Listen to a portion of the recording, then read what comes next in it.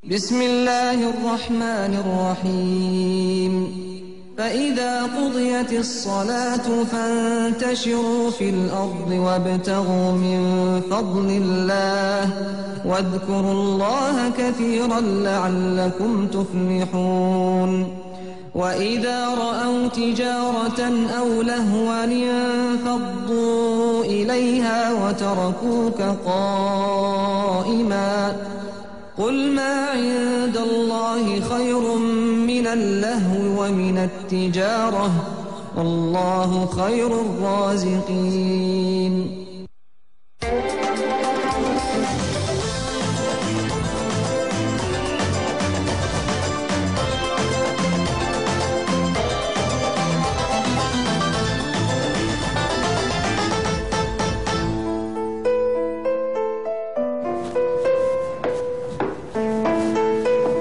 Assalamualaikum warahmatullahi wabarakatuh. Selamat pagi teman-teman. Pagi ini kita akan membahas tentang konsep kesederhanaan, ya. Jadi menurut saya hidup itu tidak boleh sederhana. Sekali lagi saya ulang, hidup itu tidak boleh sederhana. Hidup itu mesti hebat, dahsyat, luar biasa, ya. Nah, sederhana itu dalam bersikap. Sederhana itu dalam bersikap. Jadi kita punya prestasi banyak, punya harta boleh jadi juga banyak. Pengaruh juga di mana-mana, ya. Nama juga dikenal di mana-mana, tapi sikapnya tetap sederhana. Nah, coba bayangkan yang terjadi adalah yang sebaliknya misalnya, ya.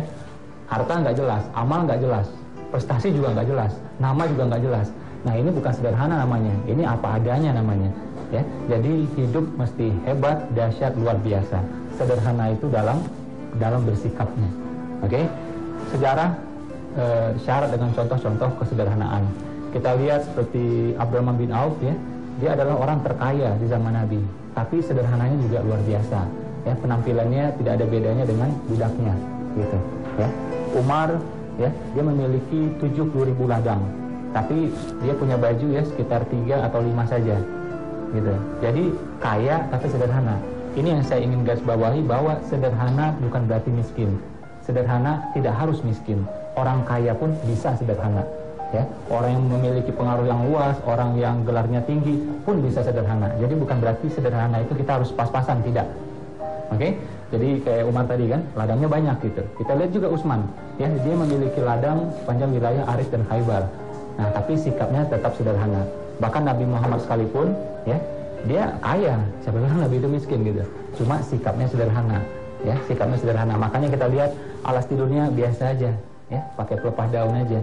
Bajunya juga kadang-kadang tambal-tambal, oke. Terus juga kita lihat makanannya kadang-kadang nggak ada. Kenapa?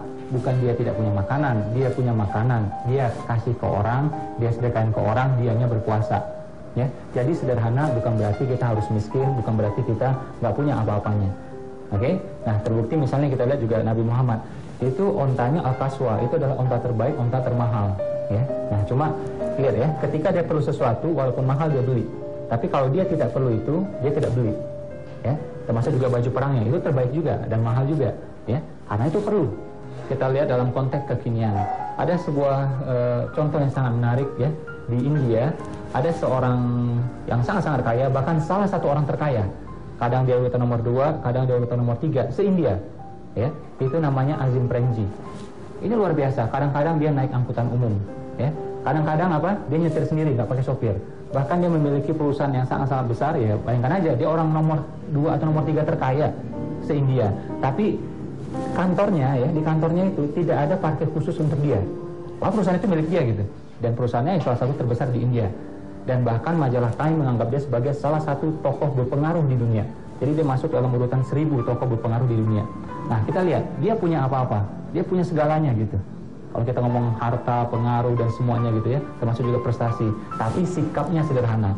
Dia rela juga naik kendaraan umum, dia rela juga mengendarai kendaraannya sendiri, bahkan juga dia tidak memiliki tempat parkir di kantornya sendiri.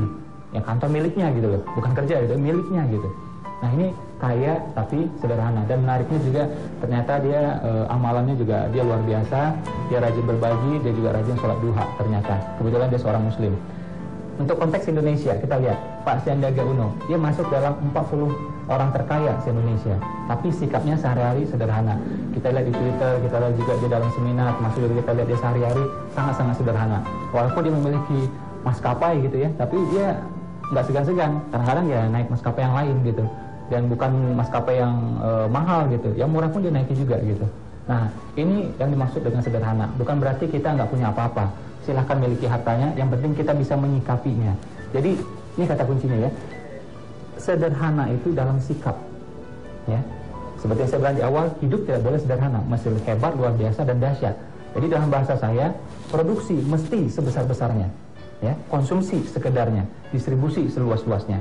Karena ini penting, saya ulang sekali lagi, produksi sebesar-besarnya ya, konsumsi sekedarnya, distribusi seluas-luasnya. Ya, namanya manusia mesti produktif, mesti menghasilkan, dan menghasilkannya mesti besar-besaran gitu. Tapi pas giliran make nih buat diri sendiri, nah kita sekedarnya saja ya, sekedarnya saja. Nah, giliran distribusi seluas-luasnya. Jadi ada selisihnya kan, karena kita produksinya besar, konsumsinya sekedarnya aja, jadi ada selisihnya luar biasa gitu. Nah, ini mesti seluas-luasnya. Kita lihat lagi ya di negara yang lain, negara yang kononnya sangat kapitalis. Ada orang nomor 3 terkaya di sana, namanya Warren Buffett ya. Bayangkan, terkaya urutan nomor 3, Amerika lagi. Jadi kebayang luar biasa kayaknya. Nah, ternyata ya mobilnya biasa aja, bukan mobil yang terbaru. Tempat tinggalnya juga bukan tempat tinggal yang termahal gitu. Nah, jadi kaya tapi sederhana gitu. Dan juga saya ingin menggarisbawahi bahwa ada juga mengatakan, oh harta ini cuma titipan, ya udah kita gunakan semua 100% untuk sesama gini-gini. Itu pun tidak benar juga. Kita boleh ya, dan kita juga berhak menggunakannya untuk diri kita, keluarga kita, dan keluarga besar kita. Yang salah apa? Kita menggunakannya berlebihan. Itu yang salah. Jadi harta itu ya kita mencarinya, kita boleh menikmatinya, kita berhak menikmatinya. Yang dilarang itu adalah berlebihannya. Nah, jadi ada 2 titik yang ekstrim di sini ya. Jadi kita menghasilkannya sebesar-besarnya, giliran konsumsi sekedarnya saja, selisihnya kita distribusikan. Makanya kita lihat dalam konteks Warren Buffett tadi ya, dia dermanya, donasinya, sedekahnya itu sekitar 80-85% dari hartanya. Luar biasa ya. Coba tanya diri kita, berapa persen coba? Berapa persen? Nah, dia 80-85% ya. Nah, jadi sederhana gitu, walaupun besar, luar biasa. Nah, kita lihat juga seperti Azim Premji. Dia juga telah memberikan, Azim Premji ya, masih ingat ya, salah satu orang terkaya di India tadi. Nah, dia memberikan beasiswa untuk ribuan orang sudah, ribuan orang. Jadi menghasilkannya besar karena konsumsinya sekedarnya aja, jadi distribusinya juga bisa besar. Bahkan ada teman saya gitu ya, dia memiliki lebih dari 30 perusahaan. Lebih dari 30 perusahaan, usahanya macam-macam ya, dan ngomongnya ya miliar lah, bukan juta-juta lagi, bukan ratusan juta lagi. Tapi nggak jarang ya, dia makan kadang-kadang ya di pinggir jalan gitu ya. Kadang juga ngangkat-angkat sendiri barang dagangannya dia gitu ya. Tidak harus nunggu karyawannya, tidak harus nunggu stafnya, sampai seperti itu. Nah, kaya tapi sederhana. Bahkan kalau dia ketemu orang lain pun, walaupun supir, dia salam itu dengan membungkukkan badannya. Ini luar biasa menurut saya. Jadi prestasi di mana-mana, harta di mana-mana, tapi sikap tetap sederhana. Ini yang kita jadikan kesimpulan pada pagi hari ini. Produksi sebesar-besarnya, konsumsi sekedarnya, distribusi seluas-luasnya. Nah, sederhana itu dalam bersikap. Silakan memiliki prestasi di mana-mana, silakan kuasai hartanya, namun tetap sederhana dalam bersikap. Itu saja untuk pagi ini ya. Assalamualaikum warahmatullahi wabarakatuh. Selamat pagi teman-teman.